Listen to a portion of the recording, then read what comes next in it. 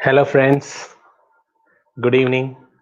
So, there's a lot of demand from people. A few friends asked me to do the whole session in English.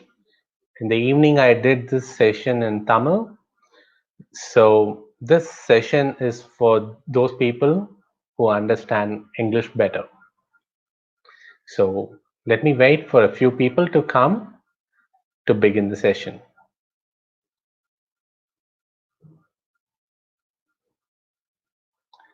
Anyone out there?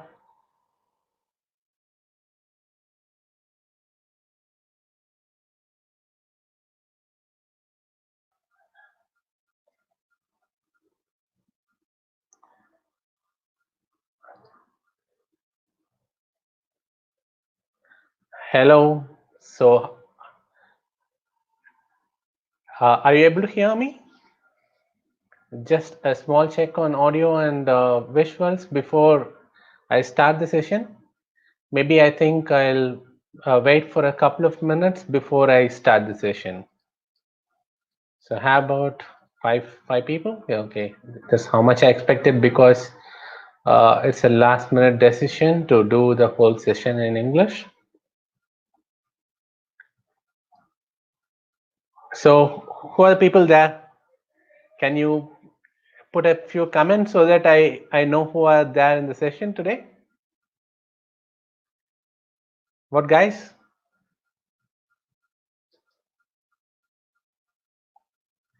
Yeah, I see Priya, I see Akash. Anybody else? Thank you, Akash. Thank you, Priya. So I have two more people joining.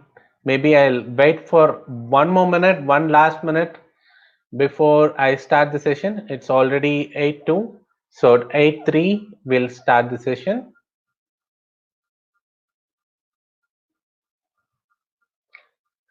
So how many of you have used a light meter? Hi, Karthik. Hi, Selvaraj. So how many of you have actually used a light meter here in this group? Who was there in this live? Nobody is used? Okay, it's 8:03 and we'll start the session.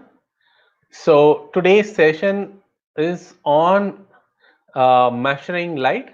Okay, so what we use for measuring light, it's a light meter, but there is a light meter inbuilt in the camera itself. So we'll be looking at that also. So what are types of types of light meters? How do you use them to get a good picture? All of it today. So basically, there are two types of light. One is a continuous type of light, like you're seeing now. Okay, this is a continuous light, and other is a flash. You know what a flash is. Most of wedding photographers might be used to flash. More than fashion photographers are used to flash. So your camera doesn't measure the flash. It always measures continuous light only.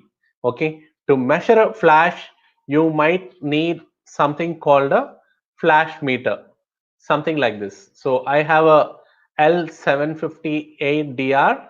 Okay, there are simpler light meters and there are more complicated light meters than this.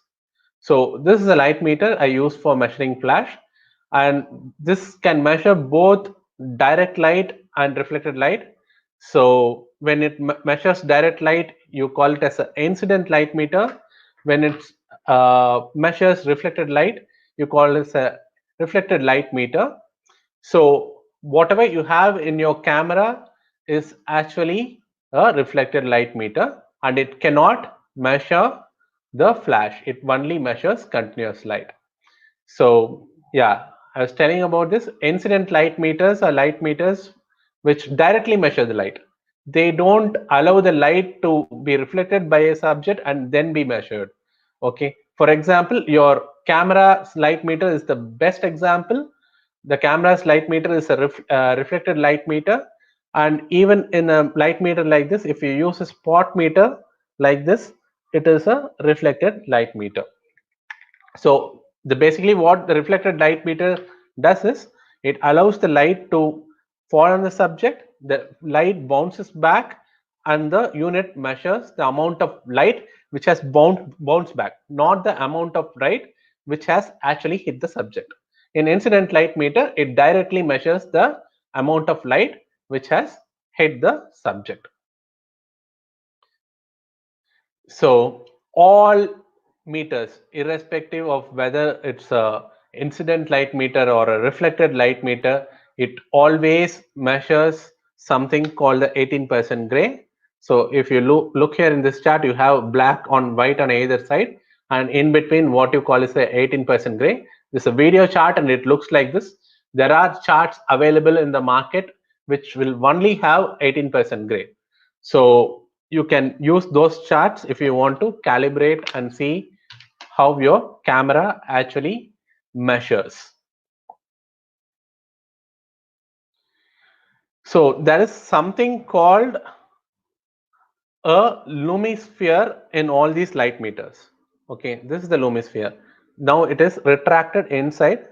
So if I twist it, this sphere comes out, and if I twist it again, the sphere goes in. So when the sphere is out, it is used for measuring the three-dimensional light. So my face is three-dimensional, right? Okay. So say this water can is three-dimensional. The landscape, most portraits you shoot, everything is three-dimensional. So you measure with the lumisphere extended outside. So if you retract inside, say you want to take a copy of some manuscripts, you want to make a copy of a painting, it's a flat surface, so therefore you want this area to be flat too. Okay, so those are times when the lumisphere goes inside. Majority of the times, 99% of the time, the lumisphere has to be outside. Okay, so this is the way you use lumisphere. And if you switch on the light meter, you have something called a mode there. You can see a sun. If it is in sun, it means it measures continuous light. If it is in the power, like the flashlight symbol, no, the thunderbolt like symbol, there it measures flashlight.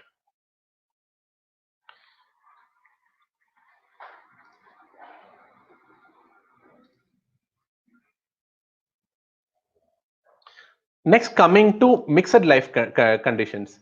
In weddings, okay, what we always do is, say for doing couple shoots and all that, what we always do is we shoot in ambient light, but we use the flash as the key light.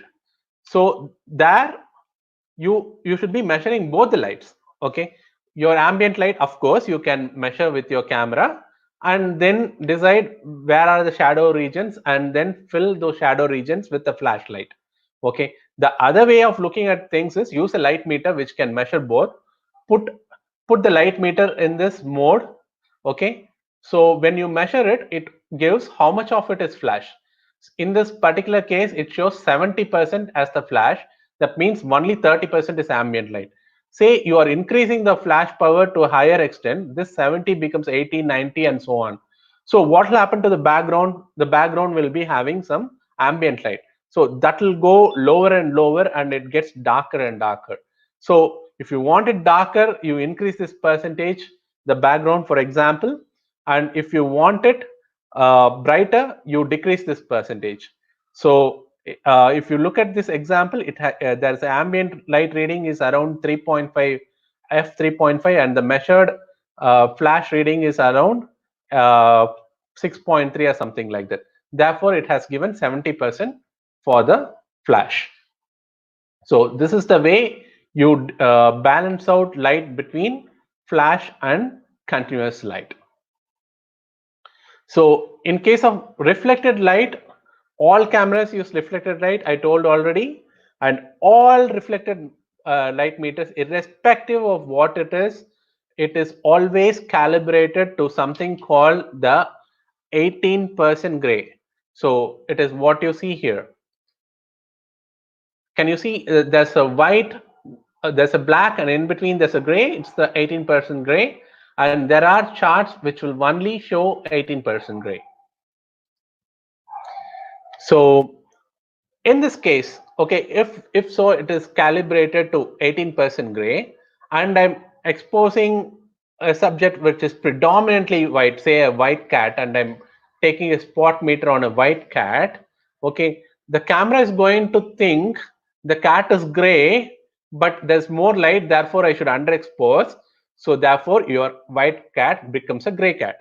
Similarly, if it's a black cat in a black background and you are spot metering on the cat, the camera thinks it is gray cat which has been lowly lit, and what it will do, it will overexpose. In the both cases, the black will become grayish and the white will become grayish, which is not what you really want. If you want black as black, then tell the camera you need not overexpose. Okay, it is a black cat, therefore underexpose. So how much of the underexposure depends on how black the cat is, or how much of overexposure depends on how white the cat is. Okay, so hi Anbu, hi Prabhu. So when it is black, you are measuring pure black, underexposed. When you are measuring white, overexposed, say by 1.5 stops each, in a rough case. So that is how your exposure is compensated. This is called exposure compensation. Most of us think exposure compensation is to brighten up or darken up your scene. No, it is to compensate your meter. Your meter thinks everything is gray. So when it is not pure mid gray or 18% gray, you tell the camera whether to underexpose or overexpose, which is really what is called as the exposure compensation. So as I told, it's there's a spot meter even in a meter like this. So we should see like this. Inside this, a small circle. Okay, you might Google out how much small the circle is. It's about 1 degree field of view. Just imagine 1 degree field of view. In 1 degree field of view, you will be able to spot a point and measure the reading. Okay, sometimes when you're shooting landscapes, even this 1 degree field of view actually feels like it is huge. Okay, so you might even want it smaller, but 1 degree, I guess, is the smallest field of view available in a professional spot meter, which is really useful. Okay, so I cannot repeat how useful it is. If you are a landscape photographer or you are lighting a scene, use a spot meter. You'll know the real reading at a particular place. You have to judge how much of gray or how much of white or how much of black it is. The first mean value you will be always taking is look at a point where it is near gray and take a reading. For example, if you are shooting a landscape, wherever is foliage is, that is trees, the green of the trees is approximately 18% gray. So take a measurement. That is going to be your camera reading. So what about the highlights and shadows? Let's talk about it in the zone system. So going to the next slide. Other thing is, each of our cameras have different dynamic ranges. Today we have the camera I use, the Lumix S1, has about 14 plus stops of dynamic range. Okay, Ansel Adam in his zone system had from 0 to 10, putting about 11 stops. So we have 14 stops. So there is a dynamic range. Dynamic range means how many stops of light are there between pure black and pure white. Okay, but the problem with dynamic range is, as your exposure nears the dark areas and as your exposure nears the white areas, the texture in black and white is lost because of certain things like artifacting, noise, and things like that. Okay, so there is something called dynamic range, there's something called clipping. Okay, so I'll talk about it even in a better way in the next slide. So in this particular case, if you see the in a 256 scale, in 256 scale is an 8-bit scale. So 0 is black and 255 is white. So the dynamic range is from 245 to 3.3, and the clipping is between 240 and +3. If you see, the shadows are clipping much below 3.3, and your highlights are clipping before 245 at 240. So that's where the clipping happens. Clipping means beyond that you can still expose, but there will be some artifacting, noise, loss of details, and things like that. So how you get this curve? It's with your camera. Shoot a picture. You shoot a picture with +3 exposure and -3 exposure. Okay, feed the JPGs to the software given by Seconic, and they'll create this curve for you, and they'll mark the clipping points. You can import this profile into your camera. So any doubts on this, you can keep asking. Meanwhile, I'll move to the next slide. So if you look at it at this slide, okay, there is an exposure scale. So 0 is where you measure the mid-tone. So whenever you are measuring a mid-tone, there is a button called mid-tone in your exposure in your meter. So you take a reading with the button and press this so that your mid-tone is set. Okay, so after that you have to explore your highlights and shadows.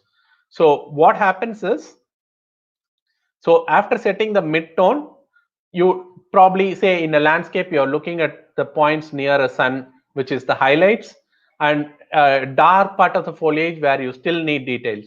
You take these readings. So there is a button called memory by the side of the meter. As you press, it takes each of the readings, and you keep pressing. It can take up to 9 readings with this meter's memory.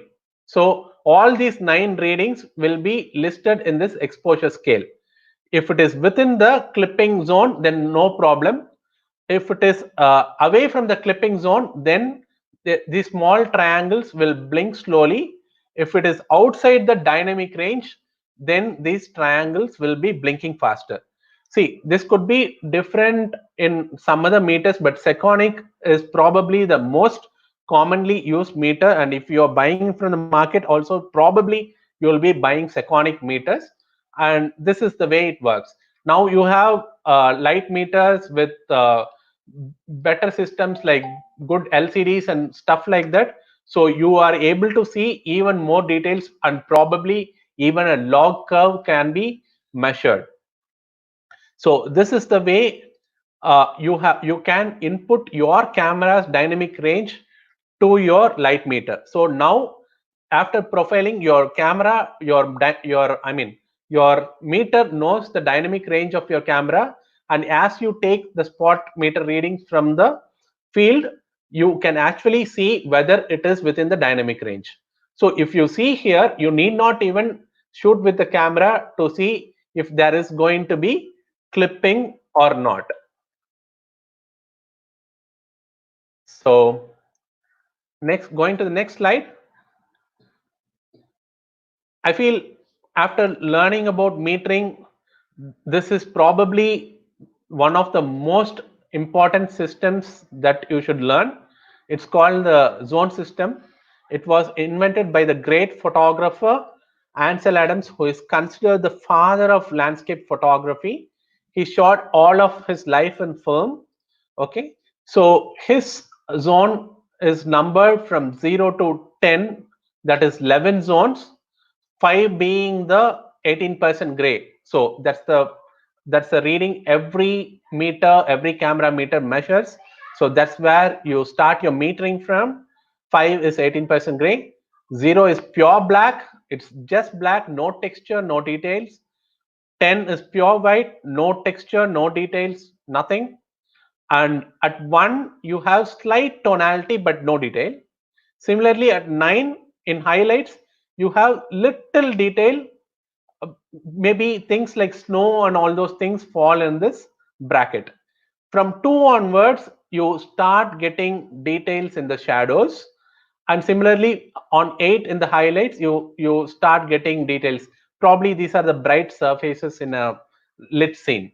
Okay, so your exposure should be in essence from 2 to 8 if you want details, and if you really want details and the subject is very important, your exposure should be between 3 and 7. So 7 is your highlight, 3 is your shadows with good texture and details.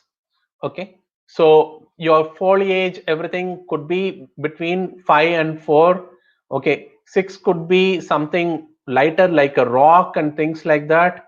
Okay, 7 could be a Caucasian white skin tone.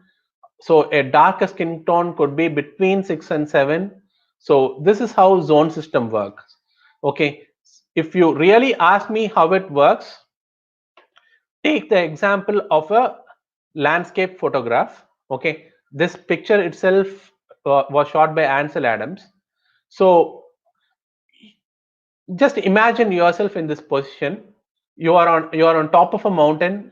You see river flowing around, you see ice capped mountains, everything. So your zone 5 will be the river which is almost bluish or turquoise. Can you imagine? So that is the real 18% gray. So Ansel Adams would have measured his zone 5 here, and that would have been the settings which is fed on the camera. But at the same time, he likes to have details, little bit of details in this zone, which is zone 2. It's a darker part of the mountain. Okay, it may not show details, but it will show slight tonality. Similarly, you see zone 9, okay, which is the highlights somewhere near sun. The sun is just escaping from the clouds. That is zone 9. Zone 8 is where your general snow on the rock is. All the ice capped mountains, everything will fall in zone 8. So what will be zone 7? Probably the darker, a little more darker parts. Okay, what will be zone 4? Probably. So this is zone 5, this is zone 3, zone 4 will be probably here. Okay, with marking the entire zone system, he ensures that the whole scene is in between zone 2 and zone 9. So the whole scene, whatever he has seen in the landscape, he has brought between zone 2 and zone 9. So he is very sure he has details in the darkest part of the shadows and in the brightest part of the highlights. So this is the way, after metering, you ensure that your pictures work right. So this was in the time of using film, okay, where the dynamic range was probably -3 or -3 to +3. That means your maximum shadows you could expose was up to zone 2, and the maximum highlights you could expose was up to zone 8, and in certain films maybe zone 9. Okay, so this is the way those times people exposed with film, Ansel Adams, and they were amazing. Okay, the same zone system today is even more relevant. Okay, now that we have more dynamic range and all that, if you calibrate a light meter to your sensor, okay, and use it, you will be able to get amazing pictures, and you will not see clipping in the LCD. So after doing all this, how do you ensure that you're new to the zone system? Okay, now just imagine, okay, you are in the field, you are using zone system for the first time. How do you ensure that there's no clipping? So that's where the next slide comes. You use something called the histogram. On the left side, the histogram is you see is when there is no clipping at all. Black is at almost at 0, white is at 0, there's no clipping at all. On the right hand side, on the top one, you see on the shadow side, see, left is shadows, right is highlights in a histogram. Okay, in the in between it's midtones. Okay, you see the shadow spiking here. So the shadow spiking here means the shadow has become pure black. That means there is no tonality and no texture in a part of the image. On the bottom side histogram, you see the highlights spiking on the right. That means a part of the image is where there is zero detail in white. Okay, this should not happen. Okay, if this should not happen, then you have to understand the scene properly. You have to scan the scene properly with your light meter or the spot meter, and put appropriate places in appropriate zones. So I hope I could make sense of how to meter, how to do exposure compensation, how to avoid clipping using zone system. So I open the session for questions. So if you haven't followed my YouTube channel, please go to Hornbill Studios, whatever wherever you are watching. I think most of you are already following my YouTube channel. If you haven't, please subscribe. I'll be really happy. So now I open the session for questions. Okay, Akshay has a question. Highlight shadows do not exceed the extremes of the histogram. Yeah, see, in a histogram, if you see Akshay, the left is the shadows, right is the highlights. So it's from black to white. If it spikes up, that means it's clipped. In Lightroom, you'll see a small triangle on the top.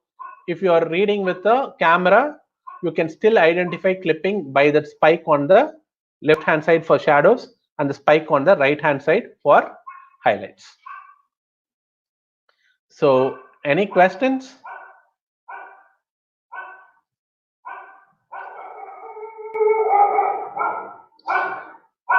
Hello friends, any questions you have on this system, or everybody's has already used zone system? Or okay, if that was the case, hi Anbar. So you have been doing a lot of landscape photography, so I'm sure you must have used the zone system. Probably if you have an experience with that, you could share in the session. Okay, Akshay, should we always ensure it for all images? I would say it's very bad for you to allow an image to clip. Okay, you should always see details from the darkest of the shadows to the brightest of the highlights. At times, if you're shooting things like weddings and things like that, there are at times a small part of the highlights could get clipped, but make sure it is not the subject and it doesn't really affect your frame. If it affects the beauty of the frame, no, you should not allow it to clip. What if you want to shoot a silhouette? The answer is in your question. If you want a silhouette, put your subject, which is the silhouette, in zone 0, where you don't need details. Silhouette doesn't have details. Okay, but the rest of the frame, make sure it is properly exposed. A silhouette could be dark, okay, but the background for the silhouette need not be dark. It should be properly exposed.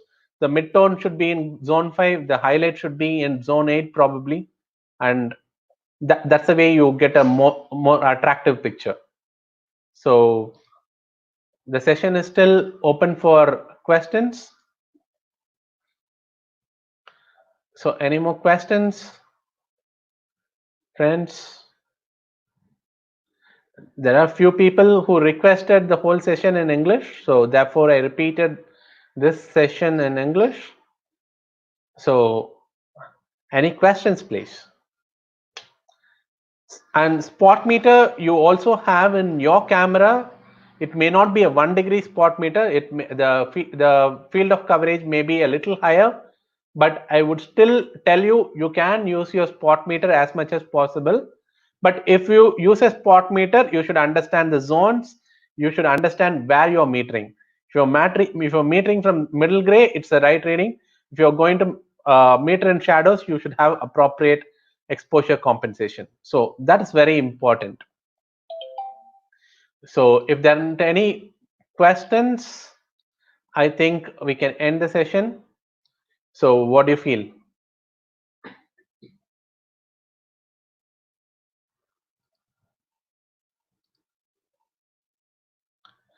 So if you haven't subscribed to my channel, you know it's Hornbill Studios.